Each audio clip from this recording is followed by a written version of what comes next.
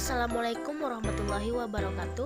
Perkenalkan, saya Ira Wahyuni dengan NIM 20700119022 dari kelas A Pendidikan Matematika.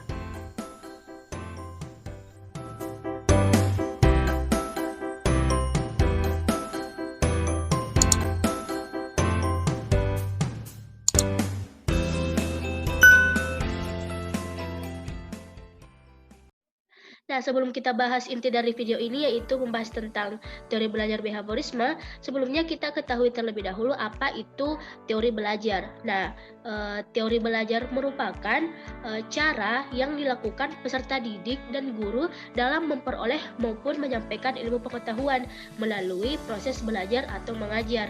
Jadi, teori belajar ini penting kita gunakan, misalnya sebagai pengajar. Dia bisa mengetahui bagaimana caranya membuat peserta didik tertarik dengannya, tertarik dengan guru, dan tertarik dengan pelajaran yang diberikan. Nah, seperti itu. Selanjutnya, kita langsung bahas saja teori belajar behaviorisme. Sebenarnya teori belajar, ada beberapa teori belajar, tapi pada video ini saya hanya membahas tentang teori belajar behaviorisme.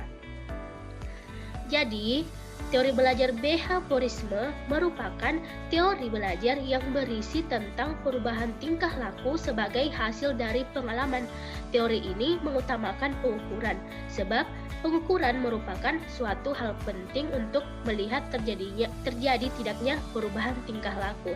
Nah, jadi inti dari teori belajar behaviorisme ini adanya perubahan tingkah laku pada individu atau peserta didik tersebut. Sebagai contohnya, ketika guru memberikan pembelajaran kepada murid, secara tidak langsung guru telah memberikan stimulus. Ketika murid mendengar dan berpikir apa yang telah disampaikan oleh guru, artinya para peserta didik sudah merespon stimulus yang diberikan. Maka itu sudah bisa diukur sebagai perubahan tingkah laku dari peserta didik. Selanjutnya yaitu prinsip teori belajar behaviorisme. Untuk prinsip yang pertama, yaitu proses belajar dapat berhasil dengan baik apabila pembelajar ikut berpartisipasi secara aktif di dalamnya. Prinsip yang kedua, materi pelajaran dibentuk dalam bentuk unit-unit kecil dan diatur berdasarkan urutan yang logis sehingga pembelajar mudah mempelajarinya.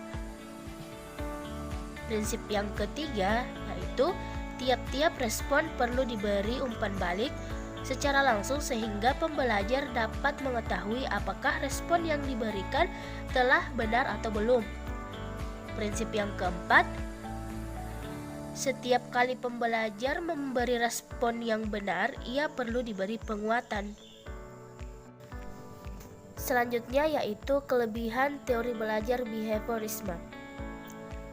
Kelebihan yang pertama yaitu sangat cocok untuk memperoleh kemampuan yang membutuhkan praktek dan pembiasaan yang mengandung unsur-unsur seperti kecepatan, spontanitas, kelenturan, refleks, dan daya tahan.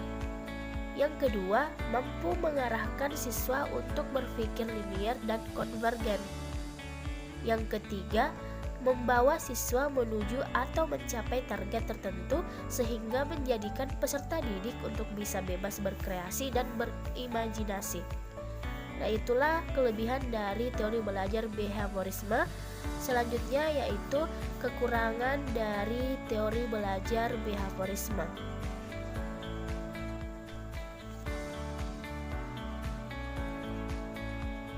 Kekurangan yang pertama yaitu pembelajaran siswa yang berpusat pada guru. Nah, artinya peserta didik ini hanya fokus terhadap materi-materi yang diberikan oleh gurunya tanpa mengembangkan materi tersebut untuk paham bagaimana konsep-konsepnya. Yang kedua, murid hanya mendengarkan dengan tertib penjelasan guru dan menghafalkan apa yang didengar dan dipandang sebagai cara belajar yang efektif. Artinya, peserta didik di sini hanya mengandalkan hafalan, yang mana hafalannya itu dari materi yang telah diberikan oleh guru, sehingga berdampak ketika mengerjakan soal. Sebagai contoh, jika peserta didik mengikuti sebuah ujian dan soalnya itu misalnya soal matematika, yaitu 3 tambah 2 sama dengan bla bla bla. Maka peserta didik ini hanya tidak tahu jawabannya, karena yang hanya dia tahu bahwa 2 tambah 3 itu sama dengan 5, yang sebenarnya jawabannya sama saja dengan soal tersebut.